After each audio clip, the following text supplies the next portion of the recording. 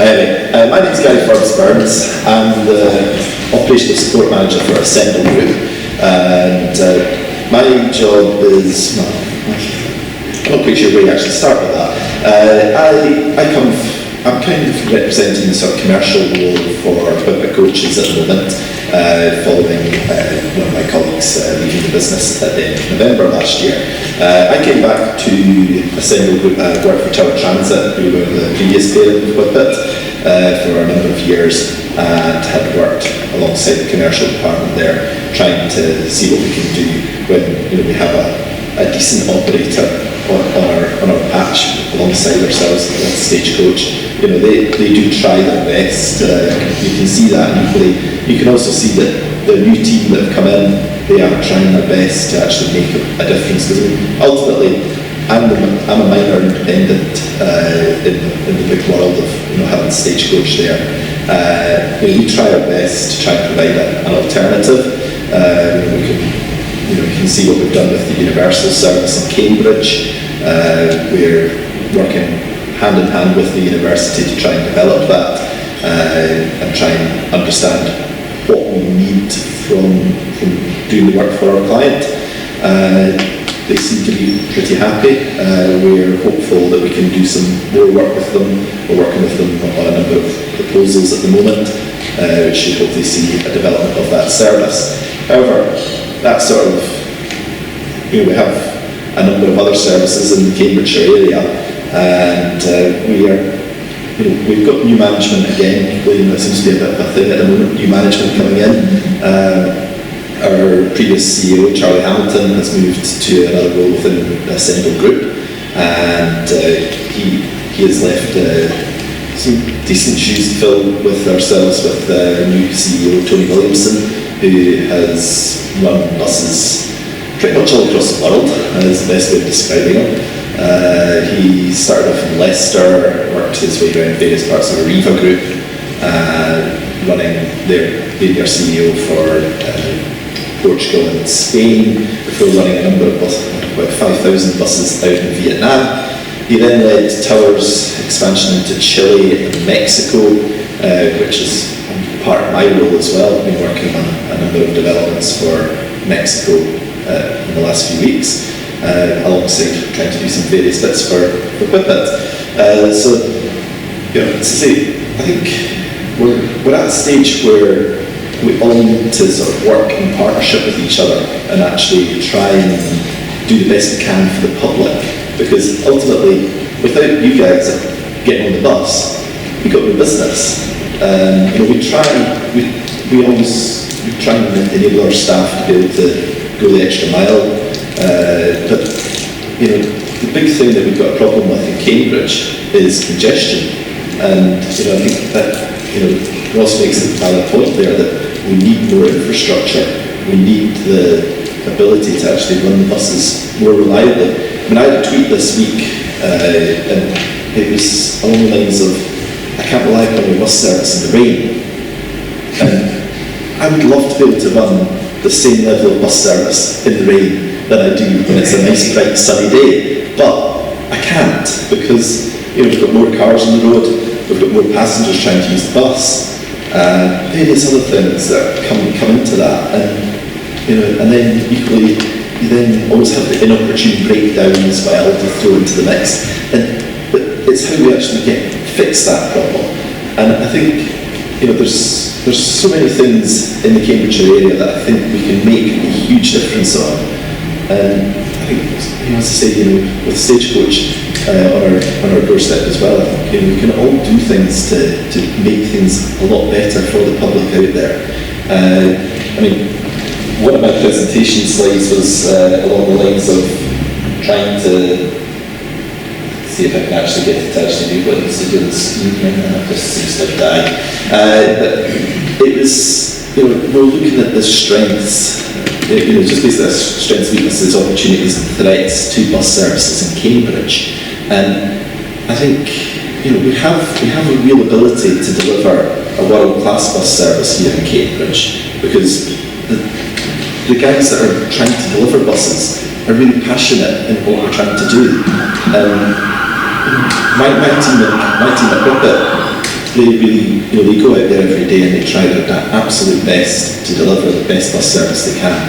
But ultimately, there's only so much money out there for us to be able to run a bus service. And we want to do more, we want to make things better, but ultimately, the guy that funds our business at the end of the day, he needs to make money. And we need to try and see what we can do with moving that onto a different thing, whether that be an enhanced partnership, whether it be bus franchising. But I've been a commercial bus operator my entire life. I spent some time in London under under a franchising scheme, but predominantly I've spent my life running commercial bus services, and that's where my passion is. I think I really want to do what I can for you guys here in Cambridgeshire, because you can just see that there is a big difference to be made. And we've all made mistakes. Stagecoach made mistakes. Whippet's made plenty of mistakes. I can definitely say that. With our other operators in the area as well. We've got our colleagues at A to B who are running a number of the tender bus services on behalf of Cambridgeshire Council these days, and they're doing their best with as small a budget as they possibly can to keep bus services running in rural areas. And I don't have the answers to everything, but I would like, we just try and work with all our partners to try and come up with something that makes a difference, and ultimately that's it. I'd like to say we do have lots of good ideas for running buses, but trying to get them costed and actually get them to fly is much, much harder in this day and age, especially, we've got all the various things that, people just getting Amazon to deliver their parcels to their door rather than going into the shops. That passenger journey is gone, and we need to try and find a way of generating those passengers back into using the bus, because it's the best way of actually developing services in Cambridge. I know that, we had there's a suggestion to double the size of the bus network in Cambridge. And I think, Stagecoach have got some really good ideas, I'm pretty sure, because, advertising for the network planners, they're really meaning business. And, equally, we've got our own ideas as well. And hopefully, between us, we can actually, rather than competing with each other too hard, we're obviously going to compete with each other in the way that the businesses are at the moment. But, what we want to try and do is complement each other and try and see what we can actually do for you guys, because ultimately, you're the ones that make the difference. And I think that's probably about as much as I can say just now without all of this malarkey. So, but thank you for listening. As I say, hopefully we can make some changes, and welcome listening to everything that you guys have got to say as well. Thank you.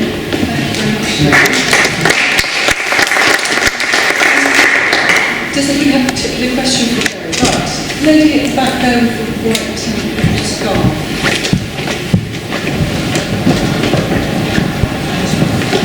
Maybe just say it sometimes like my technology is which as good as our buses sometimes, but I don't know too much about that. It's just a great question, a point rather than a question. Sorry, my name is Dorcas Barlow. I live on Milton Road. I'm delighted that both you and Ross are busy saying that you will liaise, because that's essential. Because Milton Road used to have a very good service of buses, at least one every 15 minutes or so into the town. Stagecoach changed their timetable so that the timetable of the bus, the number 9 bus, arrived 2 or 3 minutes before the Whippet bus, the C bus. As a result of this, both of them were going to the same destination, e.g. Trummer Street. We can all guess what happened. Everybody got on the number 9 bus, and the Whippet bus could no longer run because it was not viable. I rang Whippet to congratulate them both on the friendship and good courtesy of their drivers, and I was told that it was because it was no longer viable. And that is precisely because Stagecoach changed their timetable. Now, I'm really glad that Ross is saying he's going to do something about that, because that would mean that we then had a bus service every 15 minutes. I do have other questions for Ross, which I understand I can put at the end. Absolutely, yes. I mean, certainly, unfortunately, the legislation prohibits Ross and I going into a room and actually saying, you do that, we do that, and which would be, the perfect situation to be in, because, ultimately, I'm sure that, obviously Ross has got a business to run, I've got a business to run, but at the same point, it would be lovely to actually just have that cooperation, which I think, there seems to be an opening from Stagecoach to actually talk to each other again. Because I think, in the old days it was maybe a bit more, they're just going to compete hard against you, etc. But, I think, we're willing to talk to people. We've said this before with our, we were looking at some various options for the university open days at the beginning of July. Things changed as a result of car parking and such like, but we'd had a few discussions with the guys at the local authority and such like, and we had a few ideas, but unfortunately there was no need to discuss them in the end, because the way that the car parking worked and how it's going to work at the beginning of July. So, but we're out there trying to create things. Okay, Richard. One of the things that often comes up is the difficulty that people have in first choose the colour of your bus before you start out for the day. Now, in London they're all painted red, and I've no particular wish for you all to repaint your fleets. There's better things to spend money on. But if I arrive by train into Cambridge and I've previously purchased a plus bus ticket, that is the cheapest way around and it's valid on all the operators. Whereas, if I'm a Cambridge resident, it costs me more and I first have to choose my bus operator and stick with that for the rest of the day. And this particularly has been a point when I did EFL, English Foreign Language tuition. Students from Italy said, our country is famed for its corruption, but at least we can run city buses on a comprehensively understandable ticket. Now, I know that Stagecoach in the past, way back, before the Competition Commission came down on them, they used to cooperate with other companies. I know Stagecoach in Hull cooperated with what was then the independent East Yorkshire company, now part of Go Ahead Group, and they collaborated on some routes because they saw what we as passengers see. Whippet's main competitor isn't Stagecoach, and vice versa. No, it is the private car. Absolutely. And how do you see, what do you see as the way forward to allow collaboration that is within the law so you can offer a better service? Question. Thank you. Perhaps, does everybody understand what a plus bus ticket is? Perhaps you do. I mean, as far as I'm aware, it's a ticket that you buy really around. That's right. And it gives you can either buy it on the website or the ticket office when you're going to a town that has a plus bus scheme, which is pretty much every town across the UK these days. There's still a few examples where they don't exist, but they're valid on the majority of operators in those towns. Again, there are some examples where some operators have refused to join the scheme. And I can give you an example from when I worked in Edinburgh. I worked for one of the with very few independents against Lothian buses, but we had a couple of tender bus services that we ran on behalf of the local authority, and we were asked to accept plus bus, and there was also a multi-bus ticket user, like multi-bus scheme here in Cambridge, which maybe doesn't get the publicity it needs. And it's too expensive. Yes, it's too expensive, I'll give you that, but obviously I don't know the ins and outs of that scheme because I've not been involved in it prior. But so is there any opportunity, do you think, to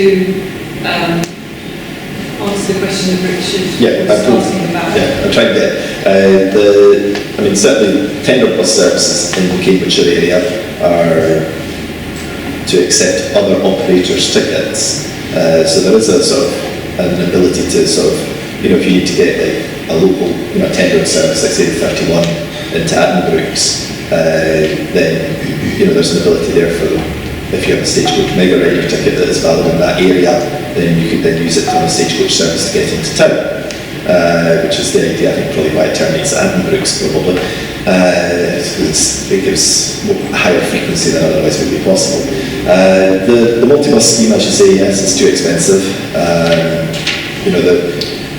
We would like to do something, but again, we're hamstrung by the legislation at the moment. But obviously, as things are changing with the various schemes and the combined authority taking control in whatever way they have to be doing in the end, there should be something that comes from that, I would have thought. Whether that's something that can be done between the various operators at the moment, in addition to as a replacement probably for the multi-bus scheme, that's a question that needs to be discussed at a future date, I think. Thank you. Any more questions? The gentleman in the third row back in the room. In character stuff. Three of us. My name's Antony, I live in St Ives, and I take the guided busway most days. I work at the University Library. Drivers, that was the cause of the stagecoach meltdown last summer. I wonder, with both companies, what the strategy is in what very expensive area to live in now, what the strategy is to recruit and retain enough drivers, particularly with the services potentially expanding. Slight rider to that, I think we're very lucky with the drivers we have, considering the fact they're not paid that well, and they work often silly hours. Very lucky we have the drivers. One observation is that on the U, which I used to use quite a lot, and I actually stopped using it, and that's because a small minority of the drivers are just plain rude. And I think that's part of the issue about recruitment and retention. Actually, if you can't get the drivers, you'll go for anybody who's there. So that's the question. There's obviously an issue about congestion that you've talked about in infrastructure, but there's also an issue about drivers. I wonder what the strategy is for that. You're absolutely right with and I'm sure that Ross can touch on this later on as well when we get to the combined questions at the end of the session. But certainly, there's an issue between pay, which obviously we have quite a differential between our pay and Stagecoach's pay, simply because we struggle to get the numbers to add up. Running buses in quite an expensive area. I mean, there's certainly I'm not sure that you guys are aware, but we run a number of National Express services on behalf of themselves in the area, and the variation in drivers' hourly rate, depending on where you are in the country, is incredible. There's still some drivers getting paid £8 an hour, and not that far from Cambridge, to be quite honest. There's a National Express contractor we discovered paying not too much, not too far away, and whereas we pay, £10 or £11 an hour, depending on what it is with the various enhancements. And that, as you're aware, it's very difficult to make ends meet in Cambridge. So we're now looking at being able to provide subsidised accommodation for the drivers. We used to do that back in the old days, but there was a number of staff houses, and we're looking at doing that again to see whether we can encourage some better staff, because we're aware that there have been some issues on the EU. We have taken action against that. And some of the guys that were causing an issue have been managed out of the business. Unfortunately, they did cause themselves other issues, which I will not go into here. But I know that there were a couple of guys that were a problem, and we weren't trying to do anything to get them out, but they did it themselves, unfortunately. But we don't. It's difficult because. As I say, I've been involved in driver recruitment a long time now, and it's not an easy job. I've been a driver myself once upon a time, and I've always been of the view I want to give my staff something I would go and do myself. So it's interesting that you're offering subsidised accommodation. Yeah, we haven't quite got there yet, but we are moving towards that. So just take one more question at this stage, if anybody would like. Okay, how about Sasha? And then after this we'll have Can you hear me? Yes. Yeah. Well, the famous C2 has now become a driverless taxi. Are you aware of that? C2, that being a stage Well, position. because it goes down from... Right, so sorry, excuse me, you're asking a question of the Whippet gentleman, but it's a stagecoach question because the Oh, is it? City 2 Yeah. is a stagecoach. That's Do you want to right. wait with that one until the end? Yeah, because Yes. obviously And then we'll have the Ross can we'll have make Ross back up. Yeah, no, I'll take your flat. Okay, so, If you were running a service, it would be. Hello there. Okay, so like Antony behind me, I use the U-bus on a reasonably regular basis. And you made a comment at the beginning of your talk saying that it was a successful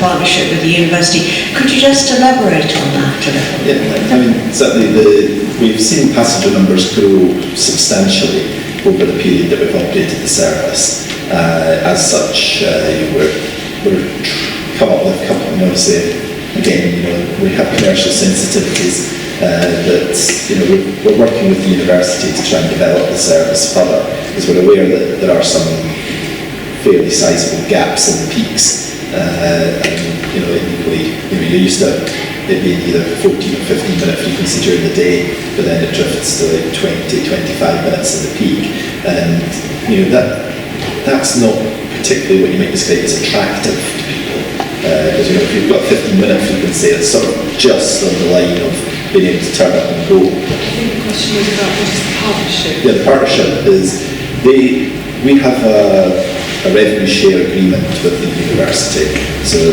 the more passengers we carry after a particular level, they obviously take benefit from that, and then they ring fence those funds for enhancing various things to do with public transport on their areas. So, Okay, that's great. Thank you. So, thank you very much, Gary.